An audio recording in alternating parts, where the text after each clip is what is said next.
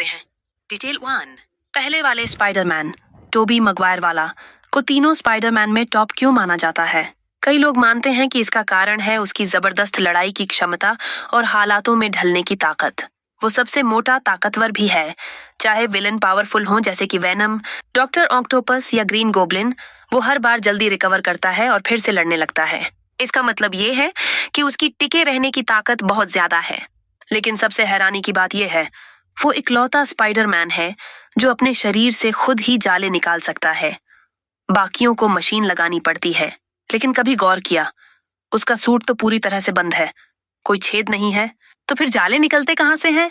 असल में film Spiderman 1 में ये डिटेल दिखाई गई थी। जब पीटर ने मेरी जेन को बचाया और दोनों बातें कर रहे थे, तब उसके हाथ की कलाई पर एक छोटा सा सफेद छेद दिखता है, जैसे कोई स्ट्रॉ हो। बस वही है उस सूट का राज, जाल छोड़ने के लिए बनाए गए खास छेद।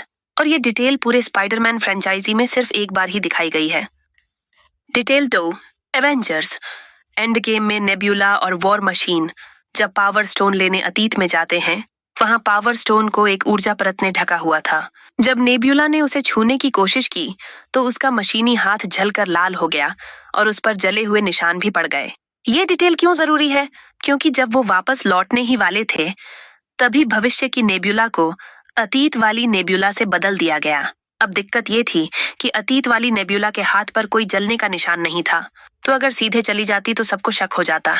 इसलिए उसने चालाकी दिखाई, अपने हाथ पर पट्टियां और बैंडेज लपेट ली ताकि कोई देख न सके।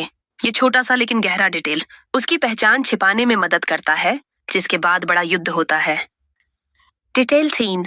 नो वे होम में एक बेहद इमोशनल सीन, जब छोटा स्पाइडरमैन टॉम हॉलैंड ने ग्रीन गोब्लिन को बुरी तरह हराया और मारने ही वाला था, तभी पहले वाले स्पाइडरमैन टोबी मैguire ने उसे रोक दिया। क्यों? क्योंकि टोबी वाला स्पाइडरमैन खुद भी उसी दर्द से गुजरा था। जब उसके अंकल बेन की मौत हुई थी, तो उसने भी गुनहगार को मार डाला, पर उससे उसे शांति नहीं मिली, बल्कि वो और ज्यादा दुख और पछतावे में डूब गया। उसे समझ आया कि उसका काम बदला लेना नहीं है, बल्कि अपनी ताकत से औरों को बचाना है। इसलिए जब उसने टॉम वाले स्पाइडरमैन को रोका, तो वो उसे अपने जैसे दर्द से बचा रहा था।